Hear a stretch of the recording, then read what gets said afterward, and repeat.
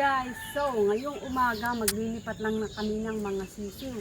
Bale, itong mga sisiw na to kasi yung lugar nila, ano na, masyado ng gamit. Papapagpahinhin naman, so ililipat lang doon banda. Kasi okay naman yung area na yun, tsaka hindi masyadong mainit. So, lipat time. Tumabi lang tayo sa mangga.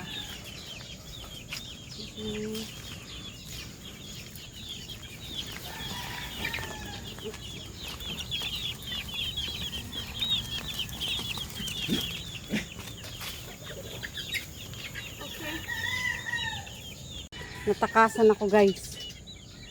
Dito ka. Chik chik chik chik chik chik. Chik chik chik chik. Chik chik. Ito na yung kanilang bagong lokasyon. Malapit sa bakod. Ayan. Meron silang konting ipil doon. Tapos siguro kakahig-kahig din sila ngayon. Kasi bago yung lugar. Ngayon guys, ililipat yung hapunan. Ayan.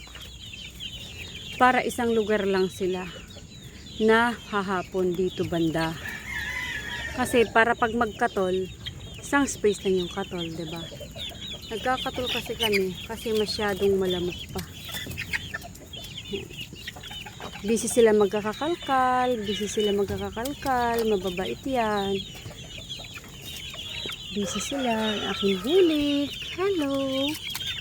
Uy. Ayun, iniwan ako. Yung aking white kelso, ayun. Busy sa buhay. Guys, mayroon ako dito Active X Feed Powder Premix. Ayan. Maglalagay lang ako dito according sa timbang ng aking patuka ngayong araw. So, ito lang ganyan siya guys. 5 grams lang sa kada kilo ng patuka. Yan. So, ito ay sobra pa sa 1 kilo. Kaya medyo madami. Naglagay na ako dito kanina. Dinagdagan ko lang. So, yan lang guys. Yan. Tapos naman, i-mimix ko lang to. I-mimix lang siya yan.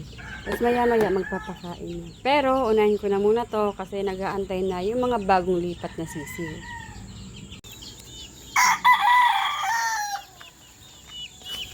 Maputi-puti sila dahil nga doon sa binudbud na powder, pampalakas, pampahealthy ng mga alaga.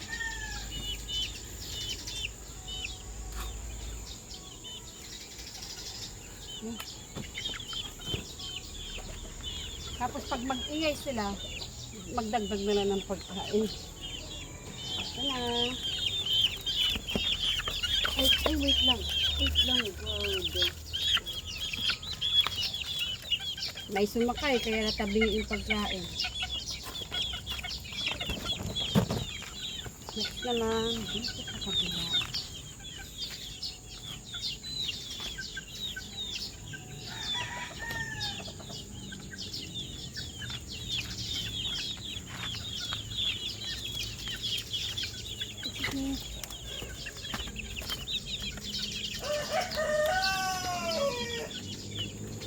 Yun, kain na. Ayun yung pagkain. Ayun. Grabe yung araw.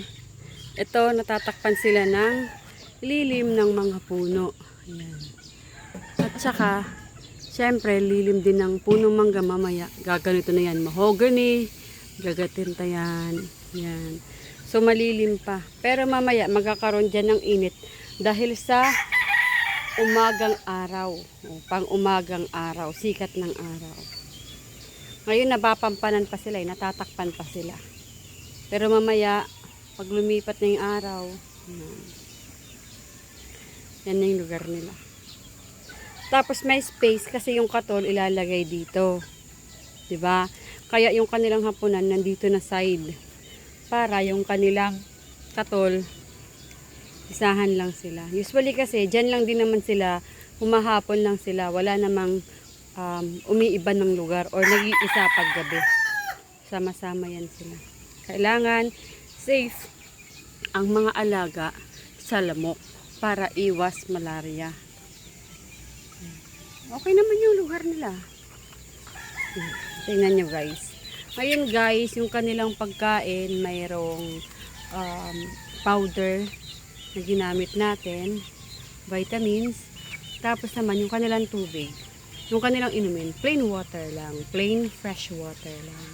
Tapos papalitan yan pag mainit na or konti na lang, most especially pag maligamgam na yung tubig dahil sa sobrang init ng panahon ngayon. Ayan. White Kelso guys, black bulik, talisain, cobra. Yan ang aking mga alaga dito sa first pen na binuksan ko. Ayusin ko lang ito. Next naman, dito sa kabila. Mayroon din akong white kelso dito.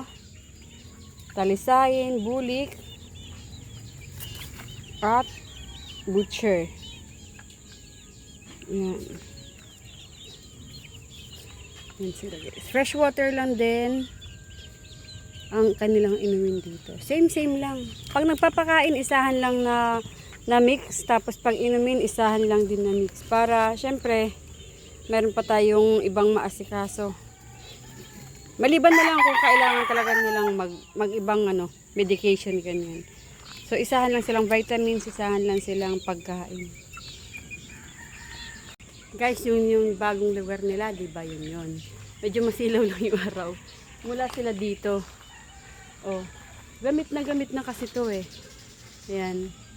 Hanggang dun, banda, gamit na. So, yun nga. Kaya nagpalit na tayo ng lugar. Ngayon guys, puntahan natin yung mga sisiw na nandito sa brooder. Oops, ayun.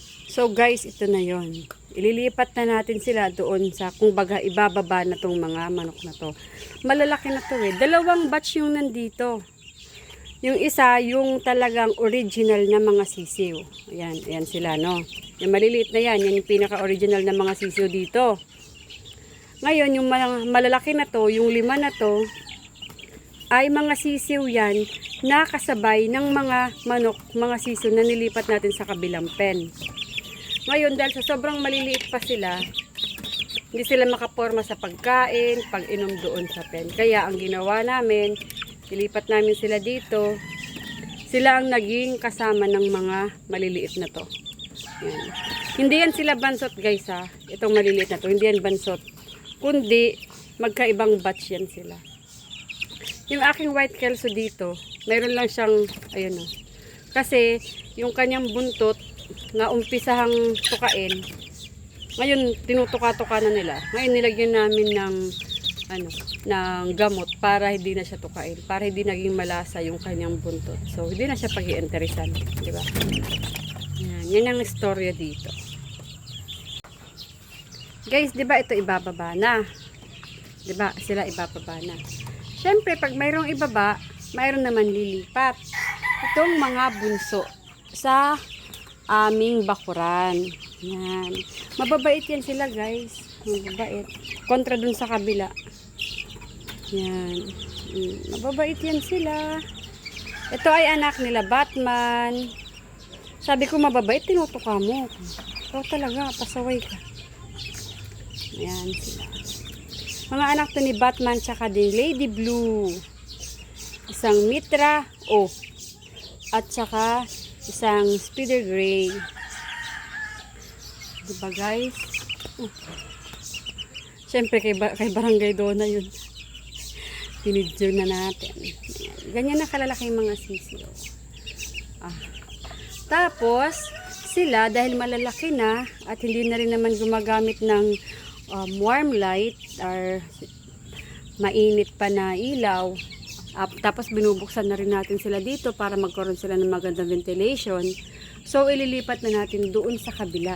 Doon sa mayroong ventilation na brooder. Ayan. Guys, ang brooder na to, improvise. Kasi ito ay bahay ng mga alagang pusa or mga alagang aso. Maliliit, mga pati, ganyan.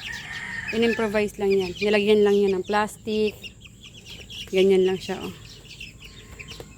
Tapos, pag wala ng mga laman to, lilinisin na yan. Tapos, aantay na naman yung susunod na breeding para magamit sila. Diba? Ang babait nila, guys.